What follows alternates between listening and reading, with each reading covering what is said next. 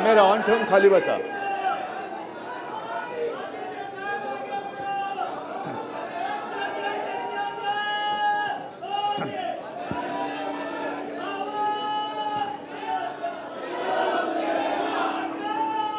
जमलेल्या माझ्या तमाम हिंदू बांधवांनो, भगिनींनो आणि मातांनो,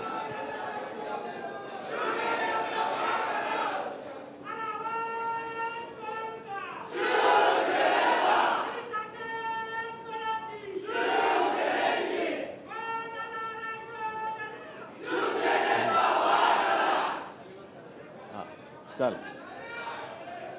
मी गेल्या 8-10 दिवसापासून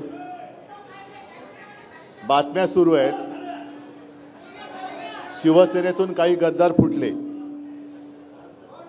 मग काही जणांनी कोलेखोई सुरू केली की शिवसेना संपली.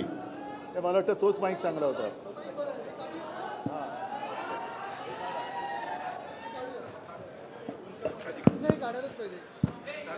हा, काढून टाका.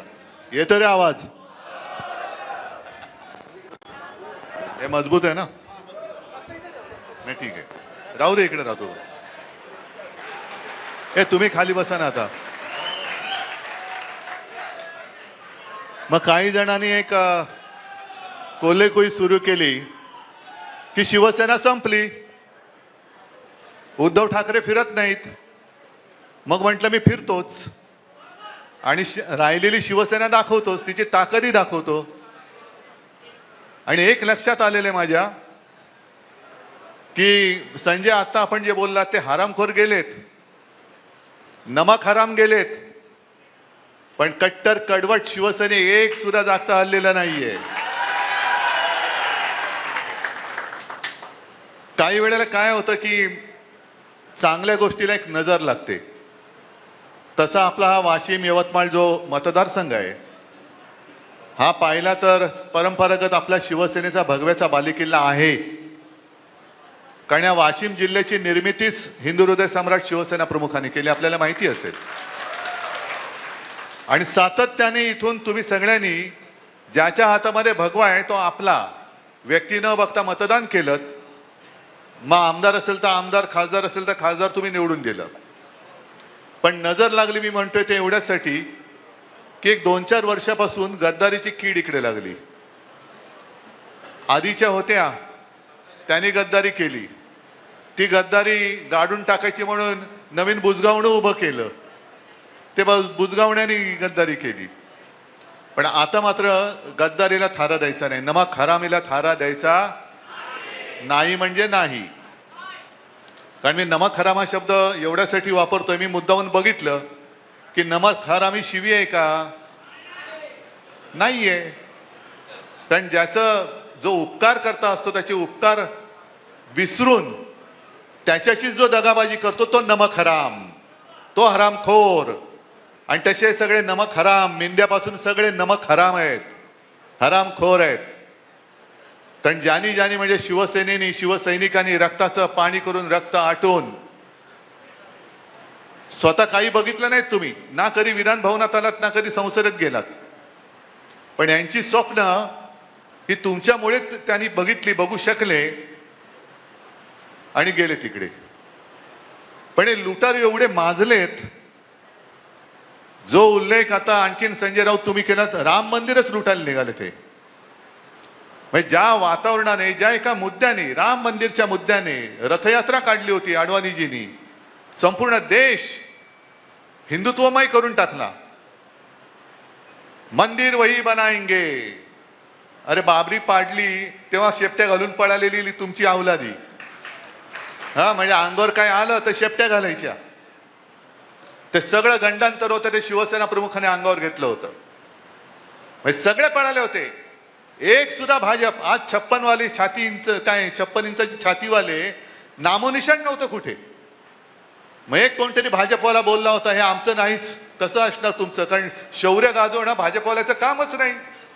शौर्य आणि भाजप हे दोन विरुद्धार्थी शब्द आहेत. आणि शिवसेना प्रमुख गरजले होते की जर हे माझ्या शिवसैनिकांनी केलं असेल तर त्यांचा मला गर्व आहे. पाडण्याचं असं त्यांच्या मते, कारण आडवाणी असतील, अटल जी असतील, ये अच्छा नहीं हुआ, ये बुरा हुआ, ये काला दिन था, ते सगळं पाप तुम्ही आमच्या माथी टाकलं. आणि राम मंदिर उभारणीचं जे राम मंदिर यांनी उभारलंच नाही, कोर्टाच्या निर्देशाने उभारलं गेलं, त्याचं श्रेय घ्यायला मात्र टिकोजीराव तिकडे.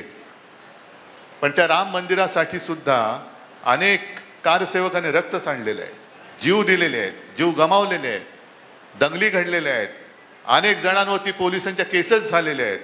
मंदिर वही बनाएंगे, मंदिर वही बनाएंगे. मग शिलापूजन झालं, त्याच्यात सुद्धा शिवसेना प्रमुख, शिवसेना म्हणजे आता जे म्हणतात ना मी फिरलो नाही, तेव्हा शिवसेना प्रमुख जर फिरले नसते तर भाजपला गावातल्या काळ्या कुत्र्याने विचारलं नसतं. आणि अशी हिंदुत्वाची लाट निर्माण झाली, राम मंदिर निर्माण झालं. काय अभिमान वाटला आपल्याला. आणि त्या राम मंदिरावरती दरोडा घालणारे आत्ताचे बाबर आहेत हे. त्या काळी मंदिर पाडलं गेलं होतं, या काळी मंदिर बांधून लुटणारे ही बाबराची अवलाद नाही तर दुसरी कोणाची अवलाद आहे. गद्दारी फक्त उद्धव ठाकरेशी नाही झालेली, गद्दारी फक्त शिवसेनेशी किंवा गद्दारी तुमच्याशी नाही झालेली. गद्दारी या देशातल्या हिंदूंशी झाली आहे, हिंदूंच्या भावनांशी झालेली आहे, हिंदुत्वाशी झालेली गद्दारी आहे. हे गद्दार जे तिकडे गेलेत त्याच्यामध्ये एका तरी हिंमत आहे लोकसभेमध्ये उठून प्रश्न विचारण्याची. राम मंदिर लुटलं जात आहे. मध्य प्रदेशच्या मुख्यमंत्र्यांच्या नावाने मंदिरांच्या इथल्या जमिनी ढापल्याच्या, कुटुंबियांच्या नावाने ढापल्याचे घोटाळे बाहेर येत आहेत. आता येताना मी वाचत होतो, राजस्थानमध्ये एक केंद्रीय मंत्री आहेत चौधरी नावाचे. इकडे शेतकरी आलेत का रे? सगळे खुश आहेत का? तुमच्या मालाला, शेतमालाला भाव मिळालाय? तुम्हाला नाही मिळाला. पण चौधरी नावाच्या त्या माणसाने काय केलं, तो या समितीचा उपाध्यक्ष आहे, त्यांनी स्वतःच्याच काकडीच्या शेताला 99 लाखाचं अनुदान देऊन टाकलं. बसा बोंबलत तुम्ही, हमी भाव पाहिजे, हमी भाव पाहिजे, हमी भाव पाहिजे. हमी भाव पाहिजे असेल तर खासदार व्हा, आमदार व्हा, मग बघा कसा हमी भाव मिळतोय खोक्यानी. मग खोक्याने हमी भाव मिळतोय. पण त्या चौधरी नावाच्या माणसाने स्वतःच्याच खात्यातनं स्वतःच्याच शेताला काकडीच्या पिकासाठी 99 लाख रुपये अनुदान देऊन टाकलं. याला म्हणतात कोल्हा काकडीला राजी. कोल्हा म्हणजे शूद्र वृत्तीचा माणूस, त्याला काकडी दिला तरी तो आनंदी असतो. सुख किती जरी असलं तरी काकडी दिली तरी चालतं. तसे गद्दार, त्यांना तुमचं प्रेम परवडलं नाही, प्रेम नाही पचलं, पण गद्दारी पचते म्हणून नमक हरामी केले त्यांनी. हा राम मंदिराचा मुद्दा, हिंदुत्वाशी गद्दारी केलेला मुद्दा, आपल्याशी गद्दारी केलेला मुद्दा सोडता येणार नाही, सोडू शकत नाही. आम्ही अस्सल कडवट देशाभिमानी हिंदू आहोत, मराठी आहोत, पण हिंदू आहोत. आमच्या हातात सुद्धा भगवा आहे, छत्रपती शिवरायांचा भगवा आहे. आम्ही सुद्धा जय शिवराय आणि जय श्रीराम बोलतो. पण त्यांचं म्हणजे भाजपचं हिंदुत्व हे भोंदुत्व आहे आणि आमचं हिंदुत्व हे देशाभिमानी हिंदुत्व आहे. आमचं हिंदुत्व हे घर पेटवणारं हिंदुत्व नाही, तर घरातली चूल पेटवणारं हिंदुत्व आहे. आमचं हिंदुत्व हे हृदयात राम, हाताला काम आणि शेतमालाला दाम देणारं आमचं हिंदुत्व आहे. नुसती माती भडकून काही होणार नाहीये. हे इथले जे गेले गद्दार, माणसाने किती खोटं बोलायचं. तुम्ही म्हणाल तुम्हीच दिला होता, होय माझीच चूक आहे, मीच तुमची माफी मागायला आलेलो आहे, इथल्या मतदारांची माफी मागायला आलेलो आहे. कारण तेव्हा जे आपल्याला डिवचलं गेलं होतं की काय म्हणे तुमचे 18 खासदार मोदींच्या चेहऱ्यावरती निवडून आले. अरे ठेवला चेहरा बाजूला, शिवसेना प्रमुखांचा चेहरा मशाल हातात घेऊन, म्हणजे त्यांनी या नमक हरामानी पक्ष चोरला, निशाणी चोरली, वडीलही चोरले, तरी देखील 9 खासदार तुम्ही हक्काचे आपले मशाल या चिन्हावरती निवडून दिले होते. आणि मला आठवत आहे की मी इथे आलो होतो, जवळपास लोकसभेच्या प्रत्येक मतदारसंघात मी आलो होतो ना, फिरलो होतो ना. निशाणीचा पत्ता नव्हता, कारण निशाणीच आपल्याला अनिल शेवटच्या 15 दिवसात मिळाली. पण मी तुम्हाला उमेदवार सांगत होतो, तुम्ही मागचा पुढचा कसलाही विचार न करता, म्हणजे या माणसाने मागे एकदा गद्दारी केलीच होती, आपल्याशी केलीच होती आणि मग परत आले. माझ्याकडे ती व्हिडिओ क्लिप आहे, मी आत्ताच्या आधीच्या मेळाव्यात ऐकवली ती. त्याच्यात ते म्युझिक वगैरे म्हणून ती नीट लागत नाही, आवाज येत नाही, पण गदगदलेल्या कंठाने सांगितलं की हिंदू हृदय सम्राट शिवसेना प्रमुख बाळासाहेबांनी सांगितले की जो माणूस संकटात असेल तिकडे जात पात धर्म न बघता त्याच्या मदतीला धावून जा. आणि आज माझी 82 वर्षाची आई, म्हणजे त्यावेळेला ते म्हणालेत, तिनेही सांगितलं की शिवसेनेसोबत जा. मग त्या मुलाखतकर्ती जी महिला आहे तिने सांगितलं, विचारलं, तुम्ही गदगदलेत, तुम्ही ठाकरेंसोबत राहणार का? हो, मी ठाकरेंसोबतच राहणार. म्हणजे आईच्या नावाने खोटं बोलताय. मी जेव्हा मातोश्रीवरती बैठक बोलवली होती तेव्हा मला आदल्या दिवशी फोन केला, नाही मुलीची सोयरीक जुळते, पाहुणे पाहायला येणार आहेत, तर मी काय करू? म्हटलं काय करणार, थांबा आता, पण व्हिडिओवरनं जॉईन व्हा.